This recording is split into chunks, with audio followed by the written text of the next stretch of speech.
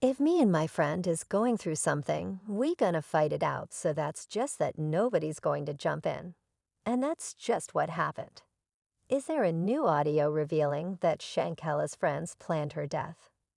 Shanquella Robinson's death is officially being investigated by Mexican authorities as a femicide, a form of gender-based violence that is seen as hate crime intentionally. But did they plan her death? Before I go any further into this story, I just want to give my condolences to her family and friends. Make sure to click the subscribe button so you never miss a video when it's being posted. Why are the Mexican authorities charging them with femicide? Daniel de la Rodosa Ania, Attorney General for Mexico's Baja California Sur, the state where Robinson died, confirmed the news to local media outlets. It's the latest development in a homicide case that continues to capture attention both in the U.S. and abroad. The most recent news follows reports from last month that the FBI launched an official investigation into Robinson's death. The state attorney general's office also issued a warrant for another woman who is likely responsible for Robinson's death. The action from both us and Mexican authorities did not come until weeks after Robinson's death on October 29, because femicide is not tracked in the U.S. There are few reliable statistics on such gender-based homicides, although some are trying to change that. However, the practice is on the rise. In Mexico, between 2015 and 2019, femicide cases jumped 145% in the country. Its current president, Andrés Manuel López Obrador, is being accused of not doing enough to quell its prevalence. Doctors' findings making it clear this was a femicide. Information from a police report says Shanquella Robinson was alive when medical help first arrived at the vacation home where she was staying with a group of people last month in Cabo, Mexico. The report differs from details previously reported from 25-year-old Robinson's death certificate that said she died within 15 minutes of being injured.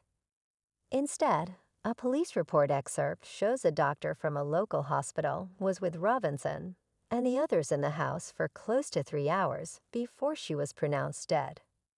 Notably, the police information reported by and provided from Metropolitan does not mention obvious signs of Robinson's physical injuries, which family members have said existed on her body. Prior to her burial, grave injuries to her back and neck were determined to be the cause of death.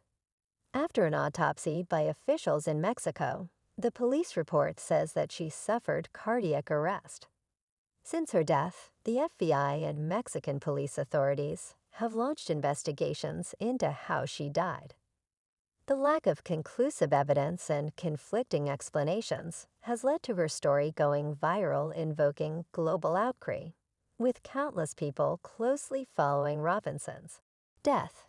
And the hashtag justice for Shanquella has been trending on Twitter, Facebook, and TikTok. Robinson's family became quite suspicious of her friend's claims that she died of alcohol poisoning when a Mexican autopsy report showed that her cause of death was severe spinal cord injury and atlas flexation. Atlas flexation is a form of a neck injury. But what was in Shanquella Robinson's police report? The information from the police report shows that at 2:13 p.m. on October 29, medical help was summoned to Villa Linda 32, a property run by company Cabo Villas, located in San Jose de Cabo. Around an hour later, Dr. Caroline Beatrice Ornelius Gutierrez of the American Medical Center, a local hospital, arrived at Treat Robinson. According to the report excerpts, house calls to vacation rentals for routine non-emergency medical services are common in tourist hubs in Mexico. The hospital did not respond to requests for the medical and autopsy reports. It's unclear in the police report excerpts who called for medical help, but the reporting person is listed as Wetner Donovan of Greensboro. Donovan is one of 6 people identified by family and friends and media sources as a person Robinson was traveling with. Donovan could not be reached to comment, and her phone number listed on the police report excerpt has been disconnected. D3ath said she was told Robinson had drunk a lot of alcohol and the medical call was for Robinson to be given an IV. The information from police says the doctor was there for close to an hour when Robinson began having a seizure. The convulsions from the seizure lasted less than a minute, according to the report. At this point, the patient's friend, named Wetner Donovan, called 911 to request an ambulance, according to the observers. Spanish to English translation of the report, this was around 4:20 p.m. In the meantime, the patient presented with difficulty breathing and a lowered pulse, and they gave her rescue breaths. The doctor, along with a friend, began administering CPR at around 4:49 p.m., when Guthrie's Detective Robinson had stopped having a pulse.